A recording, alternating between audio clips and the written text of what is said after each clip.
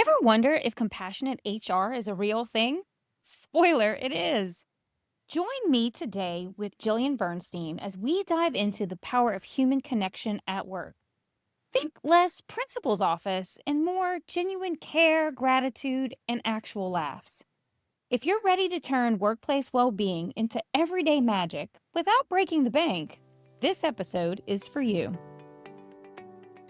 Welcome to We've All Done It, the podcast for leaders who know they've screwed up and are ready to fix it fast. I'm Kimberly Benoit, author, speaker, leadership coach, and Southern girl living outside of Washington, D.C. Here's what I believe. Every leader faces challenges and makes mistakes, but you don't need years of therapy-style coaching to fix them.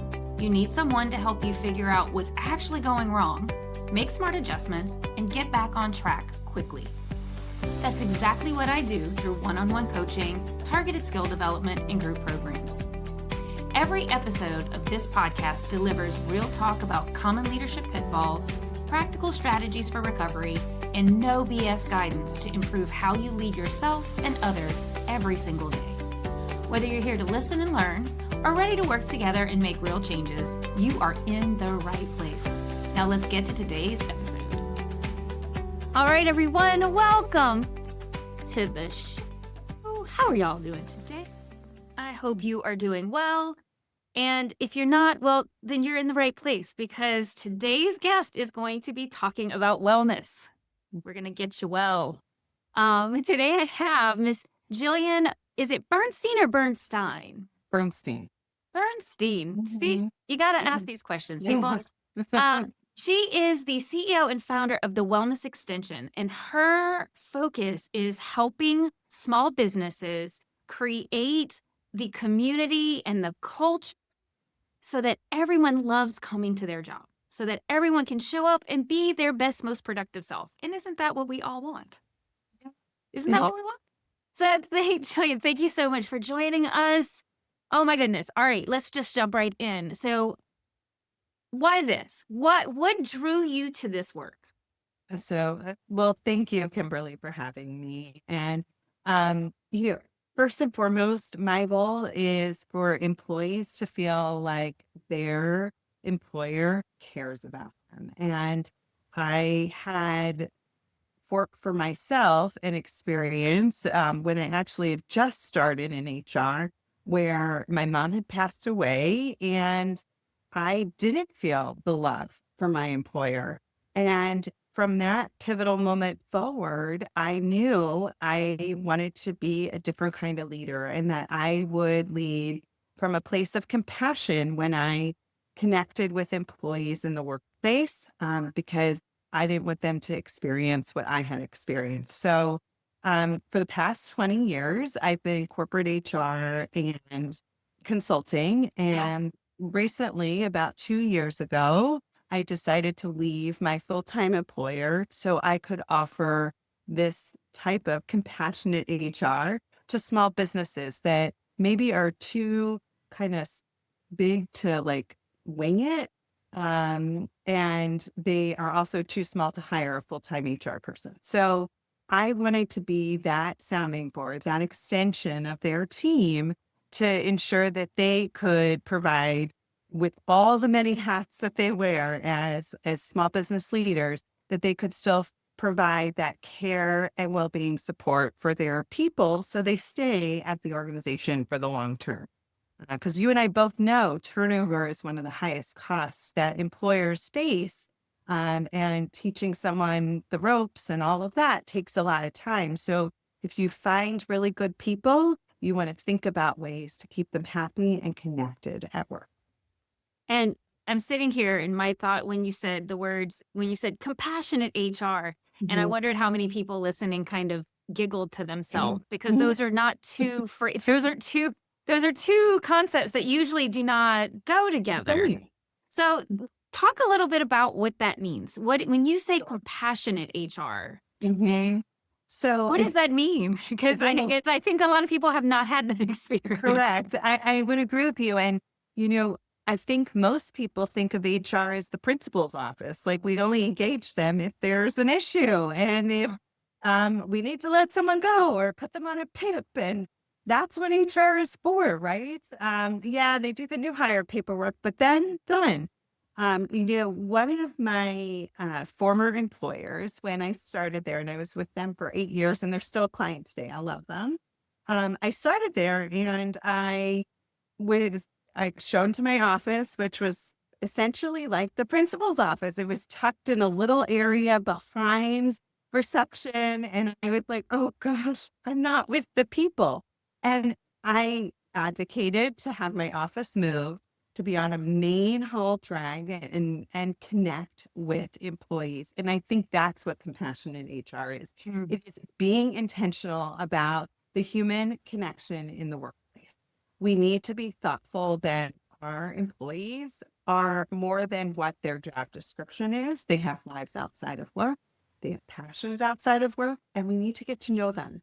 Because when we show that we value them or we see them and we recognize them in the various kind of strengths that they have, and we ask them about a hobby they might have or a trip that they recently took, that adds value. And that shows that you recognize your people, you see your people, and you want them to be part of your team for the long term. So when I talk about compassion, I'm really also talking about connection and making sure that your employees feel like they have someone approachable to go to in the workplace and that they're not going to the principal's office if they need to go talk to somebody about an issue or concern, or even maybe to celebrate something. Like, I'm so excited to talk to my HR person and let them know I'm expecting. And what does that mean? And having someone there at work to be excited for you too.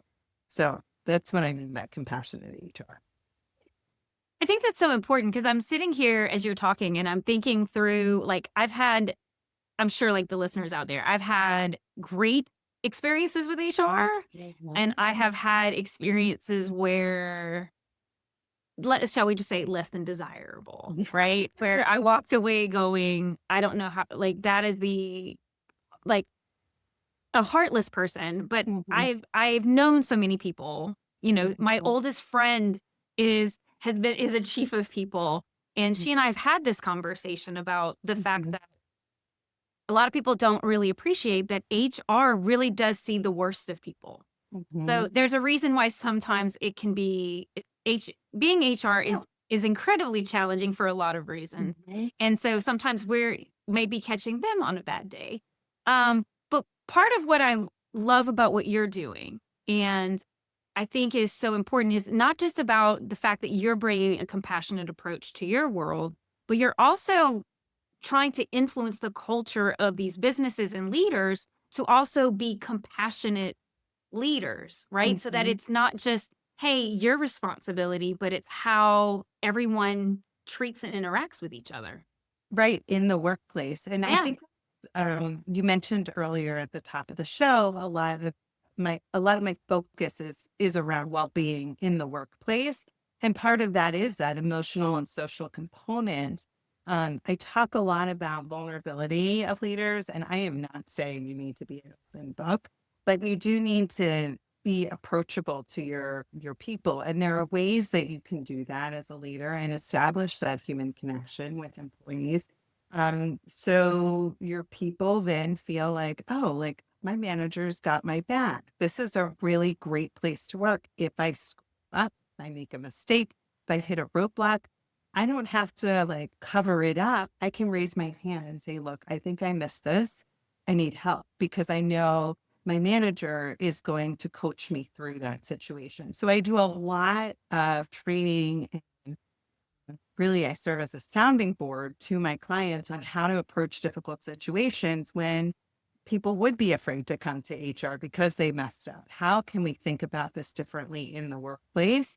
So that's the emotional, social, what they call psychological safety component, making sure that employees feel that there is a place to go, um, where they can say either I screwed up or I need help, or if they're concerned about something that's happening in the workplace, HR should be that safe space. And I also feel like well-being is important on so many other levels what we traditionally think about. We spend most of our hours at work. So my goal when I work with my clients is to infuse everything from the physical, nutritional, mental health, even financial wellness into the workplace and give people resources and access to experts in various fields, professionals in those well-being fields that they can talk to during the workday or have education sessions about so they know and they feel less stressed coming to work because, hey, oh, we're having a burnout coach discuss how we can manage this type of boundary setting with clients. If you're a billable workplace, this is a big deal all the time, right? How do we manage those types of conversations with clients? Oh my gosh, my team is providing me a burnout coach to talk about this and to give me the resources to then make my work less stressful and more effective. And then I become more productive and my company is investing in my mental well-being by providing this. And in similar ways, I do a lot as it relates to partnering with various experts and professionals to talk through things like I just had a midlife muscle session for an organization that's about 70% female, and they wanted to learn more about how they can build muscle in midlife and be mindful of their strength training. So if you as an employer are wanting to invest in your people and wanting to make it a culture that people want to show up each day, that people feel safe, you have to be thinking about the entire kind of human part of that. Who's coming to work each day? They might not have the opportunity to go work out after work because they're running around, doing errands, picking up kids, doing sports, carpools, whatever it may be, caring for an elderly parent, whatever it might be. Give your people the resources at work, both psychologically and mental health wise, and on the well-being, physical, nutritional, financial wellness side too. So I work a lot with my clients to make sure all of that is integrated into the workplace. So if somebody's listening and they're like, this sounds really great, Mm-hmm. but there's no budget, right? Because budgets are tight. Yes. Where would you encourage someone to start, right? I'm assuming you don't need a big budget necessarily to have an impact. So what would be your advice to whether it's a business owner or simply a leader who's saying, I really want to show up for my team differently. I want to be better for my team. So what are like one or two things that people can start doing, maybe that won't require them to panic when they look at their budget? Right. So I think there are very easy lists that you can implement right away as a leader.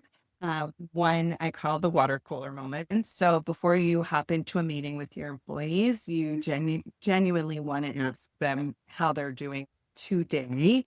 That's a really great way to just, again, have that connection right off the bat, make people feel heard, people feel seen.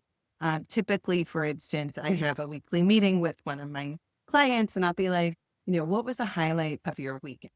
This costs nothing, but it does, before we jump into the workday, before we jump into our agenda, it does show that I care about what's going on with them. And if one is like, oh, like I had to take my son to urgent care, it was a really rough weekend. How's your son feeling? And those natural types of conversation flows that happen from that mean the world to employees. And then if I noted that the son was still sick in 2 days, I would probably make a note and be like, hey, Sue, how is your son feeling today? Is he back at school yet? That just small action of remembering to check in on someone after you hear about something that's happened in their lives demonstrates the world of care to them. So like, they're like, oh my gosh, you remembered to ask me about my kid? Like, that's so kind. And that costs, but it is intentional. And managers and leaders need to be thinking about that before they just are like, okay, today's agenda that we're going to go through is da, da, da. And if you make an intentional kind of mindset to be like, I am going to take at least 2 to 3 minutes of every team meeting to start that type of conversation, and maybe jot down an item or two that is brought up that I want to follow up with for one or two employees to see how things are going later in the week. Those employees will feel the love. And I think that's the care that I was talking about earlier. So that's just one example. Yeah. Of, That's a really good example. Because what I like though about it I've been the leader where you have that morning meeting that you're setting the priorities for the day. And it's very easy, particularly when things are really stressful, to just like get buried in it. And so if you make this a part of your regular routine is to start meetings just like with check-ins or like make it part of your routine, you'll prevent yourself from potentially becoming part of like falling into a rut of your own behavior, because there's certain things that I would do with my team for that reason. One is because when things are good at home, things are, then they can show up well at work. And also you start to notice your people differently. So if somebody suddenly is not showing up in the same way, chances are either if it's not a work issue, then it's a home issue. That's right. And if you're really but you've got to pay attention. You've got to be very observant of your team. And I don't think that happens naturally for everybody. And I think it's a skill. Like you have to embed it in your routine of how you show up. Absolutely. And I think by taking the time to ask questions like I just discussed, that's the way you start. One of the other things I love asking is, what hiccup did you hit this week? What is the roadblock that's, stressing you out? Because we all have them. And that opens the door for an employee to be like, I really can't get over this hump. And how can I support you in that? And as a manager, then you're not only saying like, if I know there's issues, like you're asking, how can I support you through a roadblock or get you over this, speed bump so we can move forward? I'm here for you. And I think if managers start to put on what I call the coaching hat and think of themselves like a coach on a baseball team, I think my son plays baseball, so I think about that all the time. You wouldn't want to demotivate the players. You want them feeling supported and encouraged, and that's your role. So as a manager, how can I support you today? What roadblocks have we hit this past week? I want us each to take a minute to think about them, and then we're going to attack each of them today in our meeting and think about how we can support each other to get to the finish line. That's another way, again, no cost, but that people are feeling the love, they're feeling the support, and they're, oh my gosh, I don't have to feel like I have to hide a mistake. And maybe as a manager, you can say, I hit a roadblock this week. This is what I did. And you can be a little vulnerable and share your story of how you overcame it. So I know this was a pain in the rear end. So I want to make sure how can I help you this week when they talk to their team. And I think the more we normalize situations like that, the better teams will show up each day, excited, engaged, and give that discretionary effort to their employers. Yeah, I was trying to think of some of the things. This is not exactly in the vein what you've been talking about, but like I led this younger team of very like younger people, like more like millennial, like maybe cusp Gen Alpha, right? And it was so funny because the joke I always said is I was old enough to be all their mothers. Although they said that wasn't true, technically it was. But like one of the things we informally did, again, this cost no dollars, but I'll tell you, this generated more goodwill on the team. Is so like one young man came in, we were talking movies one day. He's like, oh my God, I've never seen any of these. So we all had whiteboards. So he started a list on his whiteboard. He's like, what movies should I go watch? From the older, because he was Gen Alpha. So he's like, of you millennial older 80s classics. Right. Yeah. And so then another one was like, well, hey, I'm trying to grow my music, like what I listen to. So his became a whiteboard of music. And so it was like, we started this own thing of like, what are some baby goals that again, that aren't, mine was like, work related or anything. But no, but what it did was, is it fostered a different kind of conversation. It fostered an ability to appreciate difference. So like, cause we come back on Monday and it'd be like, well, what'd you listen to? Like, or what, like podcasts, I want to find new podcasts. So like everybody had a thing. And then we would come back. And so it was always entertaining where like the young whippersnapper was like, okay, I watched this film. This was awful. Like the CGI. And we were like, well, that's the problem. There was no CGI. Like you were watching an old, like a really old film. And so, but it forces a different kind of conversation. it does. And it allowed for playfulness too, because what we did was really intense. The work we did was intense. It was stressful. We were always under a lot of pressure. And so those few moments where we could laugh about, you know, a movie or an album or a book or something that, you know, or randomly somebody would say, oh my God, I remembered that thing I wanted you to know about. It allowed for some levity where, especially if work feels very heavy. So like, not that I'm saying you all have to like go do that, but it's like going back to what I'm thinking about, like this idea of connecting with people and kind of getting back to the people part of leadership and the person is, you know, that was, I still think that those were some of the most enjoyable conversations. And I learned so much about each of them. And they learned a lot about me too, because of what I liked and what I would recommend. And I love all of them. anyway, so that's like, again, going back to like, it doesn't have to cost anything. It doesn't. I run, so I run these well-being challenges for my clients focused on various topics, gratitude, nutrition, etc. And one of them that we do is focused on movement and mindfulness. And we often will talk about when we're doing movement, like, hey, what is like your top song on your playlist?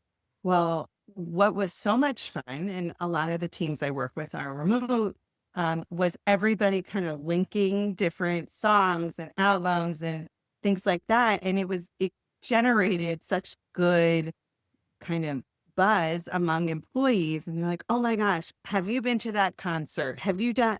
And I think that's where the natural organic connection comes in. If you can pick a topic like you were describing, like I do in these challenges, it's so wonderful when people can share. When I do a nutrition challenge, we like eat the colors of the rainbow for 6 weeks. So I have a challenge, I run it over email. It's very easy.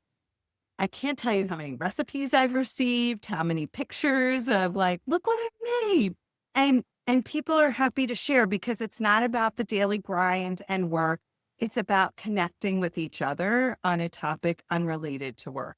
And that's what human connection is all about. It is about getting to know your people as humans. And when you do that, they will show up each and every day. And we talked about this prior to the call, but number one reason leave organizations voluntarily is they generally leave their manager. And if they're not feeling that connection with their boss or with the leadership team, and for sure their colleagues, they're gonna. So I encourage leaders and managers and colleagues too to get to know each other. And I think you can do it through the lens of well-being, and it doesn't have to be like, we're spending thousands of dollars on all of this well-being equipment and gym memberships and things. It really is about the connection and breaking down those walls and really understanding who people are as humans. Well, and I think that's the key message here is, perks. I'm not talking benefits. So different from like, insurance and whatnot. 100%. But the perks, so often I think people get lost in thinking that they have to, but I would have conversations with leaders like for engagement, right? And it was like, well, I can't it was pizza parties. It was the things they bought. And the reality is if you really talk to people, what they wanted was they wanted someone who actually genuinely cared about them as people, as But and whatever that meant. So, like, if you wanted to be able to come and talk about your family at work, they wanted to know you cared about that. Or if they wanted boundaries and was like, "Hey, no, I don't really want to talk about my personal life." You Mhm. respected that, but you at least knew that about, right? That's right. And Mhm. so I feel like sometimes what we miss because and again, there's big machines out there that are trying to sell you the idea that in order for your team to be happy, you have to go spend a lot of money, and that is absolutely wrong. The teams that I felt most connected with are the ones that I invested my time in. Now, granted, that's a lot of work Mm. and it's effort on your part, like, it's a lot of energy on your part, Mhm. but That's right. that is what people want. Like, think about yourself. What do you want from your boss? You want So someone that cares enough about you to, like, know your name, know what you do, know if you even have children, mhm, mhm. those kind of things. Like, it doesn't have to cost a thing, but it is there is a cost. It's your time and your attention. That's right. And, one of my so I did not coach the CEO to do this, but one of my clients, the CEO, sent a really lovely note to the entire team calling out pretty much everybody in terms of like what the successes were for that year and gave a head nod to every person on the team. That cost her nothing. I mean, it maybe costs her like 20 minutes to write the email and be really thoughtful about what she Yeah. was recognizing and making sure she got everybody. But I can tell you that email versus a chat GPT email hey, everybody, thanks for a great year. See you in 2026. Like a specialized, personalized email, gratitude, recognition, demonstrating that you value your people that means the world. I mean, I got some feedback from a client in a roundabout way from someone else. I heard you were working with so and so, and I saw like the note, and I was like, oh my gosh, that like filled my bucket. This really mean like words do matter. And I think they also don't cost you anything to send that note of gratitude, to send, if you're in an office, sometimes I love, like, I write little post-it notes and stick them on people's computers because they're like, what's that? I do it at home too. I'll like stick it on the mirror and like for my Yeah. kids or my husband. And it just makes someone's day. And I think that again, doesn't cost a lot, but it demonstrates you see your people. And good leaders see their people, and good leaders want their people to feel connected to the business. Well, and I always come back to in a lot of the work that I do is when I'm talking about, whether it's conflict or whatever, Mhm, ultimately every single person, each and every one of us just want to feel seen, mhm, heard, and respected. That's it. mhm, And there are very small things each and every one of us can do to make that possible. And I would just encourage, like, my thing is I always encourage, it doesn't have to be big. mhm. Where you win, and I don't that's probably not the right terminology for it, but where you gain credibility, Mhm. where you gain support, where you gain trust is in all the small things you do. That's right. And this is the small stuff we're talking about, is in these little actions because people pay attention to your actions. A They absolutely do. 100%. I mean, when someone's going through a difficult time, I intentionally will, if I have their number, I'll text them, otherwise I'll email them. And I think that is, and similarly, if they're celebrating like a new milestone or some big accomplishment, I will acknowledge it. And I think if we do a better job as humans acknowledging those moments, Yeah. difficult and celebratory, then we end up buying for no cost a lot of goodwill among our people. And, I've had people come to me and be like, I'm still here because you're here, because they feel seen. And I think that that's huge in a workplace. You want people to feel seen, you want people to feel heard, and you need to be intentional about it, even if that means putting a reminder on your calendar twice a week. Send out thank yous to employees. Like, that's okay. They don't need to know you have that reminder on your calendar. No, and I mean, again, like, set If yourself it's up for something success. exactly. And honestly, after you do it for a little while, it becomes a habit. Oh, I'm every Friday at noon, I'm sending a wrap up thank you to my team this week of like, and acknowledging what they did. How easy is that? And they're feeling seen. And oh, next week, I think I'm going to bring in coffee or I'm going to bring in donuts or I'm going to send them all a $7. I feel like Starbucks has gotten so expensive, but send them all a $10 Starbucks gift card, like minimal, but something, again, it doesn't need to cost a lot of money. It can be free. So that's my big thing is recognize the micro gratitude ways that you can acknowledge um, employees in the workplace, recognize what they do, even if it might be the smallest thing, and they'll the dividends will pay you back tenfold with their loyalty and them wanting to do a good job. Well, this has been a great conversation. I am a huge believer and supporter of what you are putting out into the world. Okay.